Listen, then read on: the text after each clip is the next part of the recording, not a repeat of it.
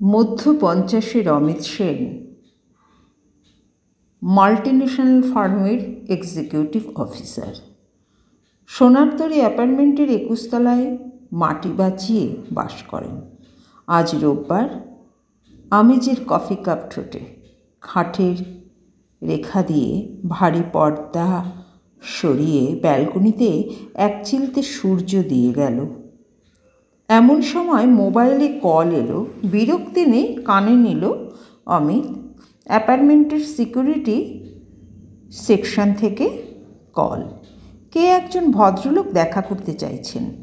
নাম জিজ্ঞাসা করতে বলায় সে নাকি বলেছেন অমিতকে বলো সে নাকি তার দেশের বাড়ি থেকে এসেছে। ভারী গলায় অমিত স্যার বলল, ওকে বলে দাও অমিত স্যার ব্যস্ত। সিকিউরিটি ছেলে উত্তর দিল, আমি বারবার বললেও শুনছে না, কি করব। নাম বলছেন সুসেন, আপনার সহপাঠী, গ্রামের স্কুলের। অমিত স্যার মনে করতে পারলেন না কে সুসেন। কড়া মেজাজেই অনুমতি দিলেন, পাঠিয়ে দাও। লিফটম্যানের কাছে 21 তলায় পরিচয় দিয়ে সুসেন উঠে এলো আকাশপুরীতে। দরজায় বেল বাজল। নিরাপদ কাচের ঘুলঘুলিতে চোখ রেখে দেখল আমি। নিজ হাতে দরজা খুলে দিল। সামনে এক পৌর রগে শিরা উঠা একটা মানুষ, অগোছালো, উদাসীন, এক মুখ হাসি নিয়ে দাঁড়িয়ে, হাতে একটা বড় ব্যাগ। মানুষটা বলল, কিরে অমিত, চিনতে পারিস? অমিত ঠিকমতো বুঝে উঠতে পারছে না। একটু হেসে লোকটা ব্যাগ পাশে নামিয়ে বসলো পাশের চেয়ারে। অমিত ভাবল, দেশগ্রামের সেন্টিমেন্ট নিয়ে লোকটা হয়তো চেয়ে বসবে কিছু। মানুষটা স্বচ্ছন্দে কথা শুরু করলো, শ্রোতার মনোযোগ ছাড়াই। তোর মনে পড়ে অমিত, সেবার 12 ক্লাসে টেস্টে তোর থেকে 7 নম্বর বেশি পেয়ে আমি প্রথম হলাম স্কুলে। হেড স্যার ডেকে পাঠালেন তোকে, ফিরে এলি একমুখ হাঁড়ি রাগ নিয়ে, আমার সাথে 3 দিন কথা বলা বন্ধ করে দিলি। আমি সেদিন বুঝিনি অকারণে আমার কি দোষ। ফ্ল্যাশব্যাকে অমিত সাহেবের চোখ এবার ঝলসে উঠল। আরে সেই সুসেন যে তাকে বারবার স্কুলে পিছনে ফেলে রেখেছিল। জীবনে এবার সুখী হাসি হাসলেন অমিত স্যার। আজ অন্তত সুসেন দেখুক, ক্লাসে দ্বিতীয় হওয়ার ছেলেটা সুসেনকে নিচে ফেলে রেখে 21 তলায় ঝকঝকে সফল। ও তুই তা কি করিস এখন? এমনভাবে বললেন যে সুসেনের দিন চলা মানে হেরে যাওয়া। রোজনামচার গল্প, ভাবটা সেরকম। সুসেন সহজ গলায় বলে, 1 কাপ চা বল ভিতরে, ঠান্ডায় একটু গলা ভেজাই। অমিত বললেন, আরে কফি বলছি, বস। মনে মনে ভাবলেন, শোনা যাক হেরে যাওয়া সেই প্রথম ছাত্রটির গল্প। আমি যে রবিবারটা সফল রোদে সুসেনকে মনে করিয়ে দিই। অমিত যেন আজ কোথায়। কফি এলো, শুরু হলো কথা। সুসেন নির্বিকার হাসি মুখে বলল, তুই তো জানিস বাবা মারা গেলেন। আমার বিদ্যে জাহাজ বেশি দূর গড়ালো না। ওই বাবার স্কুলে কেরানিগিরিটা জুটে গেল। বাবা ঋণী করে গেলেন, রোজকার পেটের ভাতটুকু, হ্যাঁ ওই চলে যায় আর কি, চলে যাচ্ছে। অমিত বলল, তা এদিকে কি মনে করে? হঠাৎ মনে মনে একটা আশঙ্কা নিয়ে প্রশ্ন, যদিও যদি কিছু আবদার আসবে, দাবি আসবে অধিকারের। সুসেন বললেন, আরে গ্রামে সেদিন শম্ভুদা মানে বড়দার কাছে শুনলাম তুই এই বাইপাসের বহুতলে বাসা গেড়েছিস, তাই ঠিকানা খুঁজে আসা।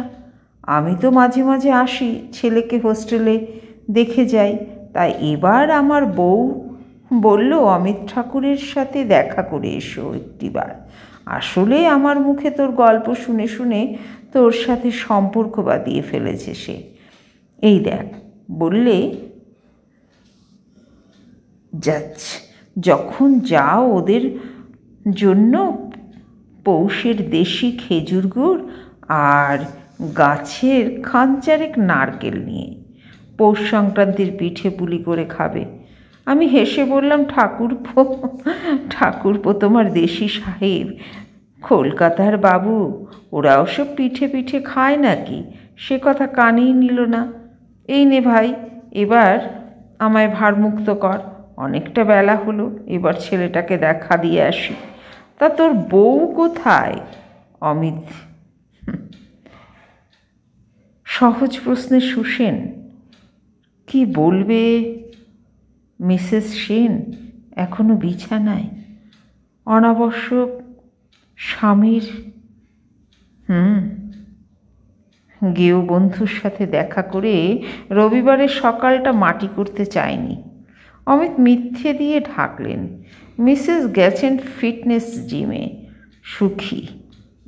মিথ্যে আভিজাত্যর পালিশে থাকে মিসেসদের জিমে পাঠিয়ে। অমিত সাহেব ডাকলেন, রেখাদি এসব তুলে রাখ। সুসেন হাতে তুলে দিলেন খালি ব্যাগটা। অমিত মাটি না ছোঁয়া 21 তলায় উঠে আসা বড় অনুভবহীন, বড় কৃপণ। তাই খালি ব্যাগ ভরে দেওয়া কিছু নেই এই আবাসনে, ভাড়ারে। যাবার সময় আমি দিলাম, নিয়ে গেলাম খালি ব্যাগ। যাবার সময় বন্ধু সুসেনের হাতে 500 টাকার একটা নোট দিয়ে বললেন, ছেলের জন্য কিছু একটু। সুসেন হাত গুটিয়ে বললেন, আরে ছেলে কি সেই ছোট্ট বায়না করা ছেলে আছে নাকি? ও এখন মেডিকেল হাউস স্টাফ। শীত রোদের সফল সাদাটা হারিয়ে গেল অমিত সাহেবের জিভ আর চোখ থেকে। অমিত সাহেবের ছেলে 3বার মেডিকেল এন্ট্রান্সে